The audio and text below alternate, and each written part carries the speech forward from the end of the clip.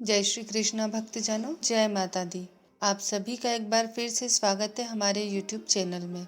आप सभी को नवरात्रि के 9वें दिन की हार्दिक शुभकामनाएं। आप सभी पर माँ सिद्धिदात्री की कृपा हमेशा बनी रहे।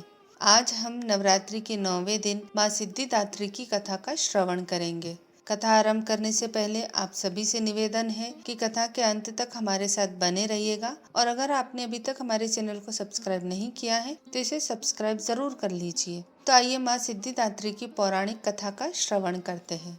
या देवी सर्वभूतेषु माँ सिद्धिदात्री रूपेण संस्थिता नमस्तस्यै नमस्तस्यै नमस्तस्यै नमो नमः। यानी कि हे माँ सर्वत्र विराजमान और माँ सिद्धिदात्री के रूप में प्रसिद्ध अम्बे, मैं आपको बारंबार प्रणाम करती हूँ। माँ मुझे अपनी कृपा का पात्र बनाओ।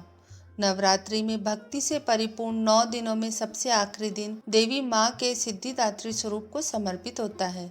देवी माँ का यह स्वरूप भक्तों और साधकों को सभी सिद्धियां प्रदान करने के लिए जाना जाता है। आज हम बात करेंगे देवी सिद्धिदात्री की कथा की और उनका यह सबसे कल्याणकारी स्वरूप कैसा है। कमल पुष्प पर विराजमान माँ सिद्धिदात्री की 4 भुजाएं हैं। उनका वाहन सिंह है। जहाँ माता के दाहिनी तरफ वाले निचले हाथ में गदा और ऊपर वाले हाथ में चक्र है, वहीं बाईं तरफ उनके नीचे वाले हाथ में कमल का फूल और ऊपर वाले हाथ में शंख है। साथ ही देवी के सिर पर ऊंचा सा मुकुट है। उनके चेहरे पर एक मंद सी मुस्कान है। इस धरती पर दैत्यों के अत्याचारों को नष्ट करने के लिए और मानव के कल्याण के लिए, धर्म की रक्षा के लिए देवी माँ सिद्धिदात्री के रूप में उत्पन्न हुई थी। यह देवी सर्व सिद्धियां प्रदान करने वाली देवी है। उपासक या भक्त इनकी कृपा से हर कठिन कार्य को आसानी से संभव और सिद्ध कर सकते हैं। देवी पुराण के अनुसार भगवान शिव ने इनकी कृपा से ही सिद्धियों को प्राप्त किया था और देवी की अनुकंपा से ही भगवान शिव का आधा शरीर देवी का हो गया था। इसी कारण भगवान शिव अर्धनारीश्वर के नाम से प्रसिद्ध हुए थे। देवी की पूजा से जातकों के सभी कार्य सिद्ध होते हैं और माँ सभी सिद्धियां देती है।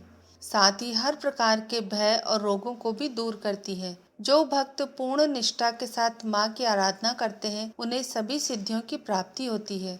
सृष्टि में कुछ भी उनके लिए अगम्य नहीं रह जाता। ब्रह्मांड पर पूर्ण विजय पाने के लिए उनमें सामर्थ्य आ जाता है। मार्कंडेय पुराण के अनुसार अणिमा, महिमा, गरिमा, लघिमा, प्राप्ति, प्रकाम्य, ईशत्व और वशत्व, यह 8 सिद्धियां होती है। ब्रह्मतव्य पुराण के श्री कृष्ण जन्म खंड में यह संख्या 18 बताई गई है। इनके नाम इस प्रकार है: अणिमा, लघिमा, प्राप्ति, प्राम्य, महिमा, ईशित्व, वशित्व, सर्व काम वसायता, सर्व ज्ञातव्य, दूर श्रवण, परकाय प्रवेशन, वाक सिद्धि, कल्प वृक्षत्व, सृष्टि संहारकरण, सामर्थ्य अमरतत्व, सर्व न्यायकत्व भावना और सिद्धि।